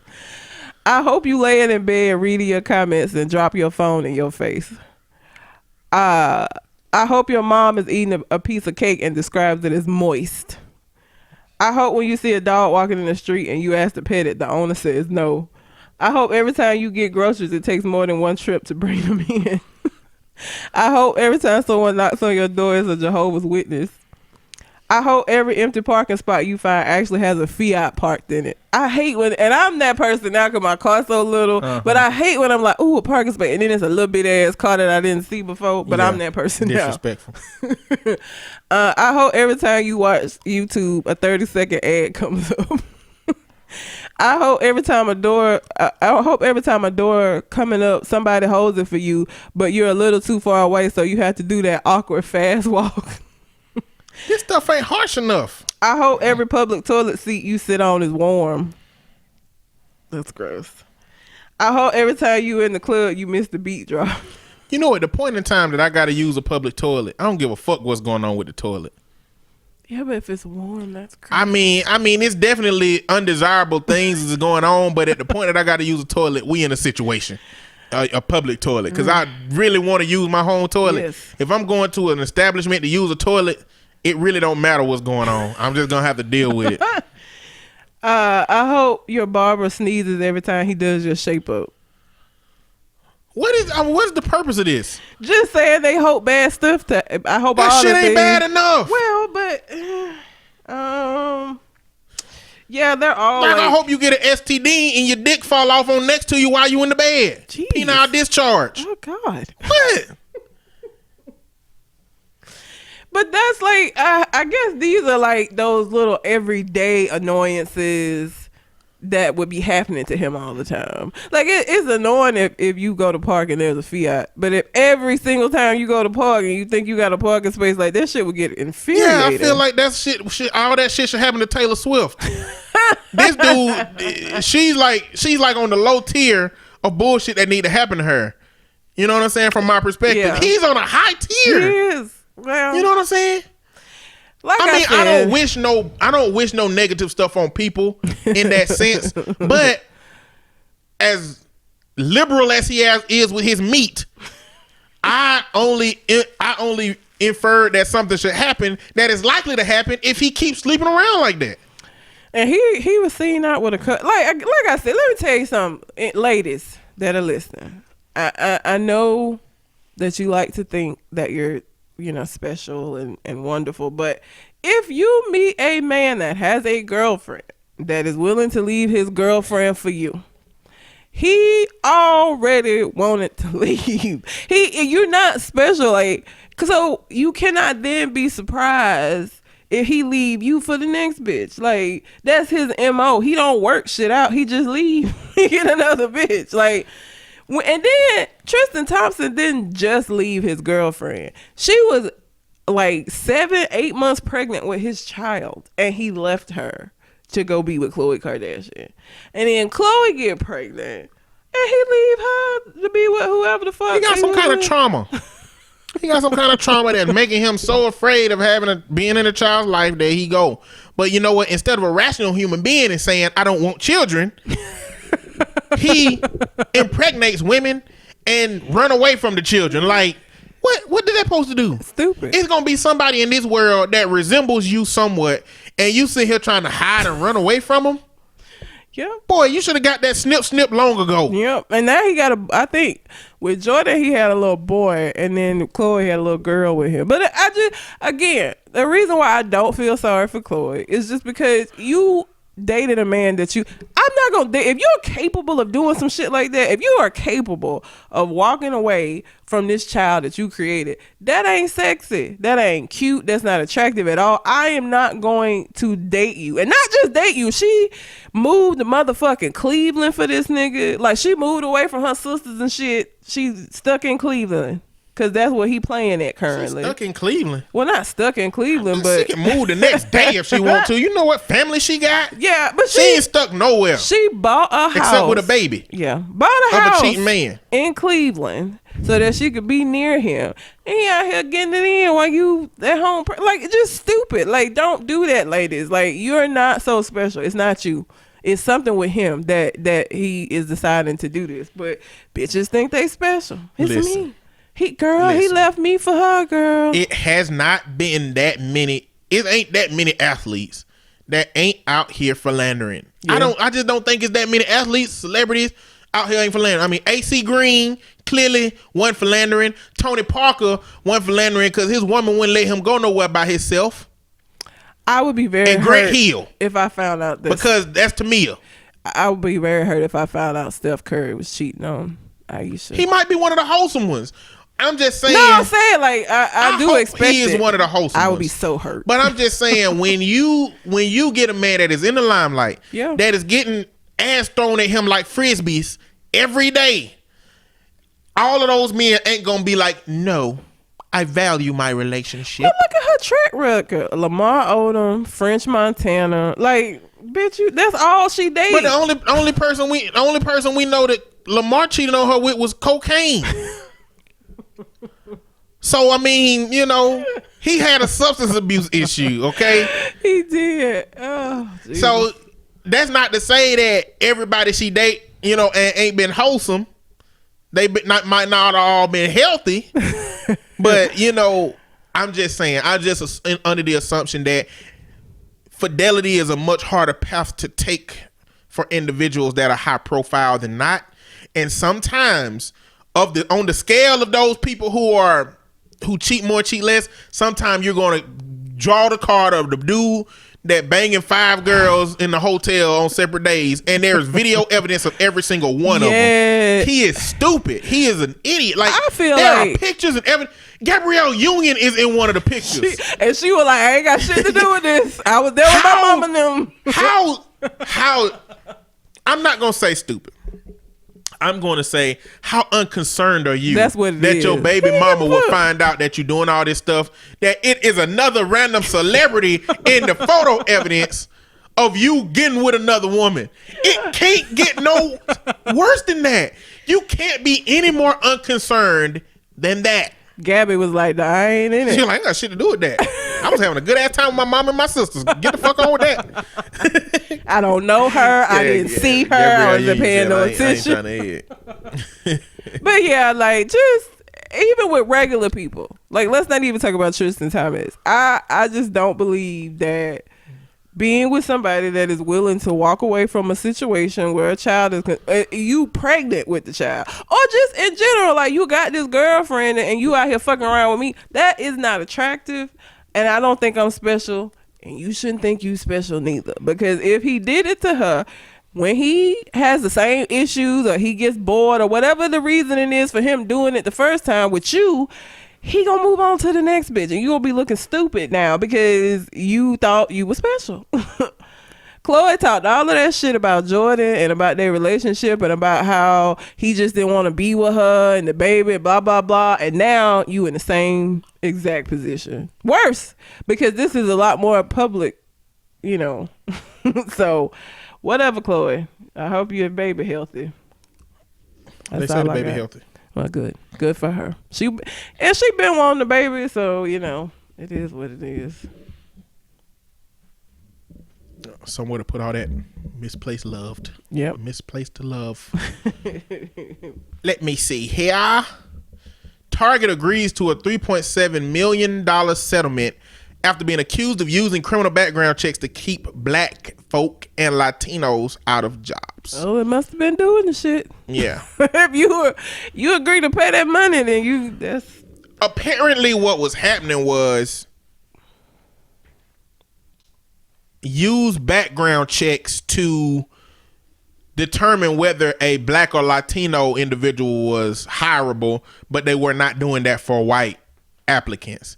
So now what happens is, since May 2006, any eligible black and Latinos who were wrongly denied hourly and entry-level job wages as cashiers, cart attendants, and food service workers will receive $1.2 million or priority hiring.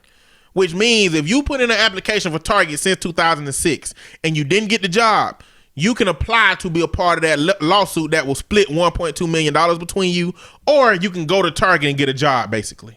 Fuck the job. That's what I'm saying. I mean, unless you need a job. Well, I mean, I guess it depends on how many people been doing it. If it's 1.2 million people that they did this to, everybody gonna get a dollar. You know, so if you don't have a job and this apply to you, going to get a job at Target will probably be in your best interest. Well, but it's crazy because they use their criminal background to keep them from getting a job. So basically, people that they wouldn't allow to be there because of their criminal history finna be able to have priority hiring now. What you get? Stupid. That reminds again.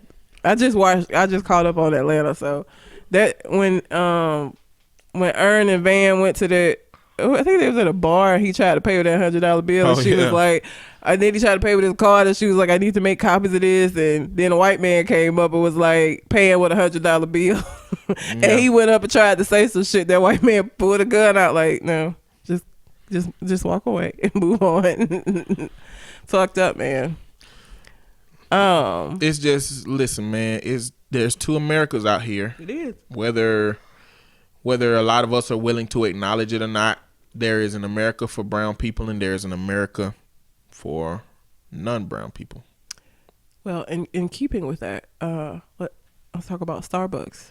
Okay. Because, so Starbucks is in the news because there were, was it two or three guys? Yep, two guys. Two guys were in Starbucks waiting on another one of their friends to come. And so they hadn't ordered nothing. They were just waiting.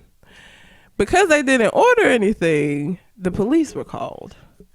And they were arrested for doing nothing, essentially. Starbucks has since apologized, but they didn't say that the employee got fired, and they actually got arrested. Like, it wasn't like the police were just called; they were arrested and taken out in handcuffs for doing nothing. So, I don't think Starbucks is to blame for this situation. I think they got a rogue employee that they need to deal with. But I feel like as a company, the reason why I'm like, something needs to happen to that employee. Like, Starbucks apologizing is cute, but like, something needs to be done about that employee to show that they don't agree with what they did, because it was unnecessary. Like, I done went to restaurants before, all manner of restaurants, and just be sitting waiting. You know what I'm saying? Like, sometimes you'll just go ahead and get a table and you'll be sitting there and you don't want to order until your folks get there, so you just sit. You know what I'm saying? Starbucks, it be people just sitting the fuck up in Starbucks all goddamn day using Wi-Fi and shit. Like, that's what that's what you think. That's why they got all the seating for you to do that. There was no reason why this should have escalated to where it did at all. So the core of the issue is with the employee. It is. I won't even go so deep as to blame the police, because depending on what this employee told them, the police were acting on something. And their black police chief came out, and they make sure to emphasize that he's black. Of course. But the black police chief came out and said, I don't find any wrongdoing in my officer's hands. Which I kind of agree with him, because basically, hey, a business, which is private property, told us that somebody was trespassing, and the police went there to engage with the people that were trespassing, asked them to leave, they wouldn't. And it's not the police's, I don't think at that point it's the police's job to assess whether they're being wrongly put out of the place or not. Mm-hmm. The police's job at that point is to accommodate what that private business has requested. Now the fact that it was two black guys is the issue, because the woman who posted this video said, one, they didn't do anything. Number two, there were other people in there that were not brown that had not bought anything. Number three, one of their policies is, unless you buy something, they can't have the bathroom code. They gave a woman the bathroom code without purchasing anything. So all of the reasons by which they arrested these young men or communicated that these young men were a problem had to be based on the fact that they were black. Mm-hmm. Because other white people in the situation was doing the same thing that they was doing, and that employee felt like they needed to call on them. So to me, police are stupid. Okay? Well, let me not say police are stupid. Okay? There are some smart police. I got a police officer friend, he's intelligent. But it is a fact that there is a cap on intelligence by which they will accept you to be a police officer. Look that shit up. Uh-huh. They denied a police officer in New York at a position in a police force, and when he sued, they found that police officers, they justified it by saying that the work that police officers do is often so not methodical, tedious and repetitive, mm-hmm. that people with high intelligence will get bored with the job really quick and won't want to do it. So look that shit up. I ain't lying. That is a situation.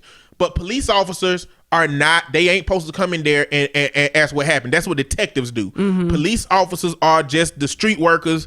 They just perform what duties the people are asking them to do. So like I said, I ain't gonna go hard on the police for this one, but I want to see the police could have used more discretion at how they handled that situation. Yeah.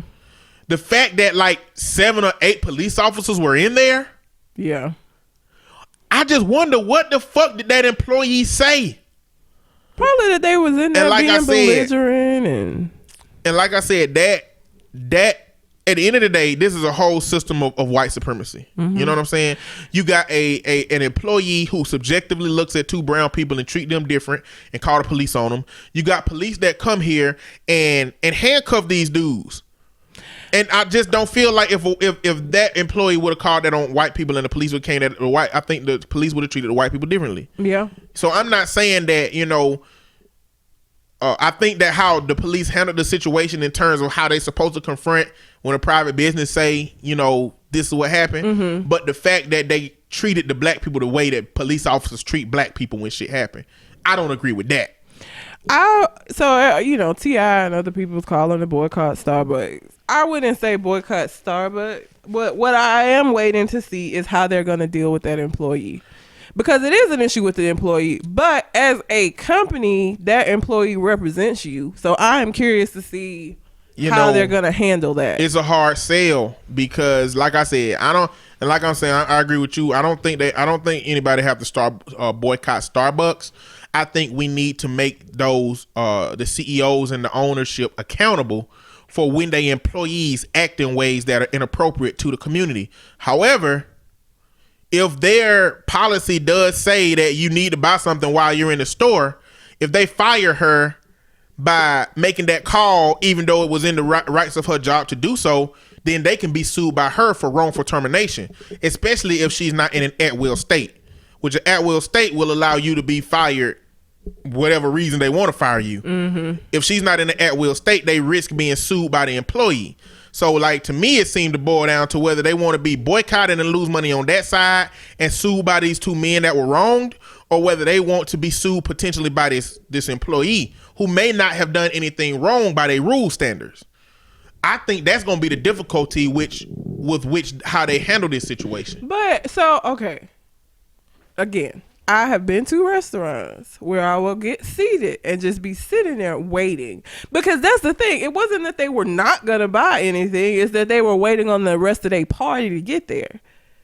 So like, I don't know what the rule is about that, because if they waiting on, because their friend came, by the time the friend got there, they was being taken away in handcuffs. Well, when you're talking about a restaurant in which you are seated, they already aware of your presence. They put you down and they know that you're waiting for somebody.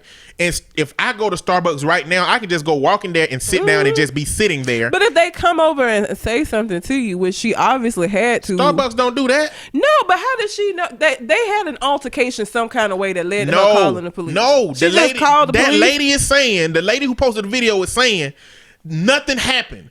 2 black men walked in, sat down, sat there for a while, and she learned through talking to the police that they were waiting for a family friend. The family friend walked in while they were talking to the police, and then the police handcuffed the boys. Because so she didn't even have no kind of conversation with them. Oh, that's okay. Well, she had no contact with them. There was no confrontation. Starbucks don't do that. Starbucks wait for you to come up there. They stay busy. Okay. They don't got time to come outside to the people who dealing with you sitting there. I feel like that's still gonna be on her then, because you didn't even see if they planned on ordering anything. Because I'm sure the rule isn't as soon as you come in the door you gotta buy something. If you're waiting on somebody else to get there, because that would be with any restaurant. Even if you sat down, if you just sitting there for an hour, if it take you a person, you just sitting there, don't order nothing. You know what I'm saying? Like, I still feel like that's gonna be on her then. You didn't even try to have a conversation and say, hey, so you've been sitting there. Even if you don't come out there, you notice them sitting there enough to where you were bothered enough to call the motherfucking police without having a conversation with them. That's on her. Like, she's in the wrong, regardless of what the policy is about not purchasing anything, because you didn't give them an opportunity to purchase. You just called the police. Yeah. So I feel like she deserves to be fired. That wasn't protocol. Like, even if it is that you have to buy something, I would assume protocol would be like, hey, you can't sit in here. Are you planning on buying? Like, she ain't do shit. She just called the police. I don't know. Like, we have to know if it's about the manager. Like, did the manager agree with it? Did the employee call on their own? Did the employee address this with a manager and a manager call? But that's what I'm saying. That's Starbucks' job, is to handle this accordingly, and people are going to be looking to see what happens, because you're right, either they're going to handle this employee and risk being maybe sued by her, or being boycotted, getting bad publicity behind it, and being sued by them dudes, because the dudes gonna sue, I'm sure, because they do shit. You had them wrongfully arrested, so I don't know, that shit. I don't even go to Starbucks that often because it's so expensive. So it ain't even no shit that I don't even remember the last time I went to Starbucks. You and this damn Promised Land milk. Promised Land milk is delicious, number one. And I forgot how delicious it was because I haven't had it since we did that review. I promise you, I want to go buy. I was thinking this a few minutes ago. I want to go buy another Promised Land milk from Publix. Like, I really do. I bought a strawberry one too. Oh, it's delicious. Both of them. Love them. Okay. That's all I have. That's all you got all together? Uh-huh. All right. The Seahawks passed on Colin Kaepernick because he could not guarantee that he wouldn't stand for the national anthem. They were trying to come up with a deal under which he wouldn't stand. But you know what? Colin Kaepernick is in too deep now. Yeah. He can't stop he now. Can't. No. He can't stop. Mm-mm. And they were trying to come up with a deal that balanced his career as quarterback and his activism. Mm-hmm. You know, but that can't include not standing for the national anthem. But the thing is, you know, and this is just me thinking, I wonder what the measure for Colin Kaepernick, what would Colin Kaepernick have to see in society to stand up now? Or was he prepared to never stand for that thing ever again in his life? I mean, I'm sure he want to see some changes, but when you got shit like motherfuckers, getting arrested for sitting in a restaurant or Whatever, you know what I'm saying? Like we still are actively seeing bullshit. So literally nothing has changed. No. About anything. No. In America, No. since Colin Kaepernick first kneeled. No. And he kneeled because of those problems that nobody is addressing. And they still not being addressed. I just wonder how that change will look for him to stop doing that. Because right now, until some significant change come, he can't stop standing. Because then he gonna lose so much credibility. He can't stop sitting. He can't stop sitting. Kneeling, I guess. Kneeling, yeah. Well, shit. Even if he just sit down, they still got a problem. Like, if he don't stand, this is gonna be a situation. It's gonna be a situation. Whether he kneel or just refuse to get up at all, like, because America. But at this point, he can't stop. He gotta keep going. He's doing too many good things, too much good work, too much activism. His name has been tied up to so many movements and so many people who have been positively impacted by his willing. Listen. Muhammad Ali lost everything for a period of time to boycott that war. Yep. And I think the measure of a true activist is how much you're willing to lose for what you believe in. Ain't no Vietnamese ever called me nigga. I mean, he was right. He was. And you know what? Colin Kaepernick took a page out of the book of what white America has told us to do. Don't disrupt nobody. Don't scream it out loud. Don't break off in traffic. This is what white America has said a protest is supposed to look like. It ain't bothering nobody. It ain't doing nothing. It passively. It's just making people angry. Because America. He has the audacity to passively address an issue that's going on during the time that we don't think he should do it. You know what I'm saying? Like, I hate to say, I'd rather see Colin Kaepernick not in the NFL ever again than to go into the NFL and kneel. But and stand.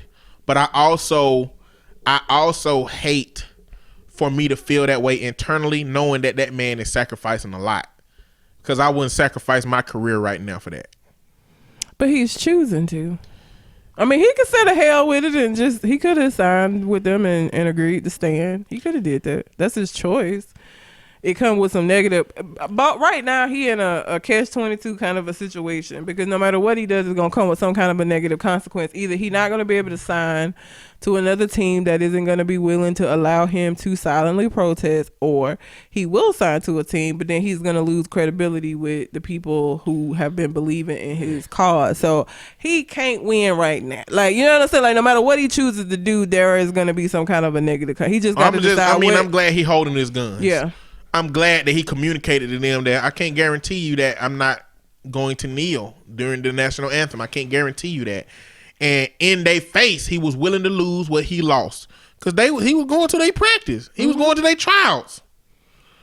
And they canceled it because of that, man. It's messed up. It is messed up. We had a sheriff out here that said it's better financially to kill suspects than to wound them. And the thing is, that is factually true. I mean, there's no way to shake that it is factually true. But morally repugnant. You know what I'm saying? Like, that is a fucking terrible thing to say. That's something that you don't say, even if it's true. Morally, that's something you don't communicate. The fact that the agency that is supposed to be out here protecting the community and has had several instances where which it didn't seem like all that force was necessary, but they used it anyway. They're now saying that it's financially more sensible to kill suspects than to wound them, which starts to make those deaths where you didn't have to kill them look kind of more intentional. A boxer wearing America's first shorts, and the shorts like had a wall on them, was beaten in 6 rounds by his Mexican rival. I think that is fucking amazing. Yeah, he was not playing. I think that that's just amazing. That makes me happy inside. tore the boy up. And he probably, you know what? He probably was gonna beat him anyway. But like, I'm sure that just gave him a little extra. Like, oh, bitch, you got these shorts on. Okay, let's do this. But boxing is narcissist central. You know, they always doing that crazy shit to try to get in their opponent's head. But you got into it in a bad way this time though, because it got your ass whooped.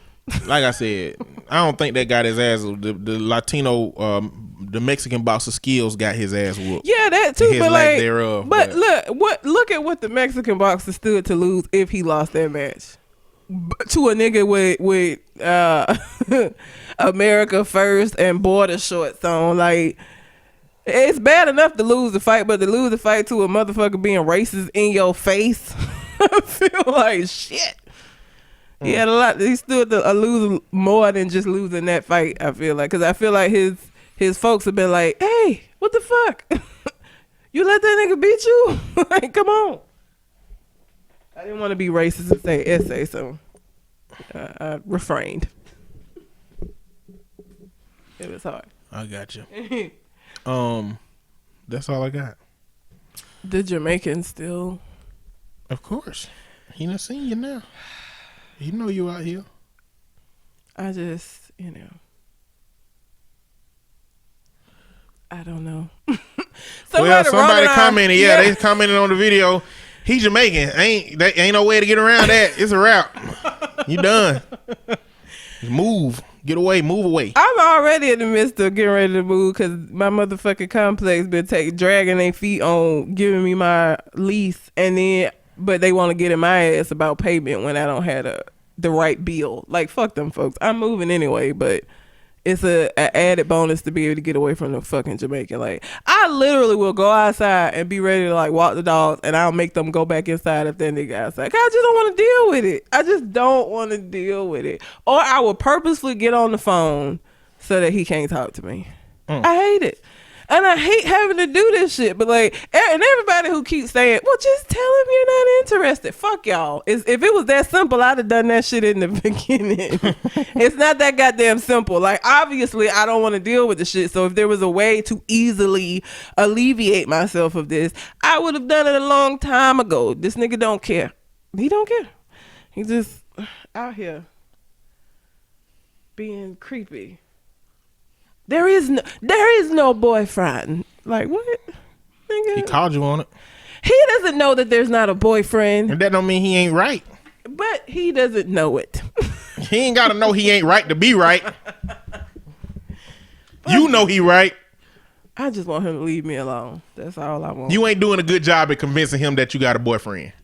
What am I supposed to do? I don't know. You should have thought about that when you said, I got a boyfriend. Well, I didn't think this nigga was going to be shit watching. That came to a head. Now he said, there is no boyfriend. Now you out here. Shit. I hope your poker face good. Well, AC was at my house last weekend. But, see, that's the fucking shit. Every time a nigga is over, one of y'all niggas be over to my house, the nigga don't never be outside. He don't never see it. He never sees it. Never happens. Cause AC was there. His car was parked there because he rode with me when we came over here to do the show. But it just never lines up right, man. Whatever. Well, I ain't got nothing else. Look, go check out Zach Morris's Trash. You'll get a kick out of it. Also, go check the Saturday Night Live skit out with Black Panther with Chadwick Boseman on it. If you've been seeing a lot of memes about potato salad and raisins and crazy stuff in foods lately, that's what triggered a whole bunch of this stuff. That's what somebody said. That was her Taylor Swift song was a potato salad he was talking about. Yeah. But anyway, until we come to the next conversation, we out. Holla.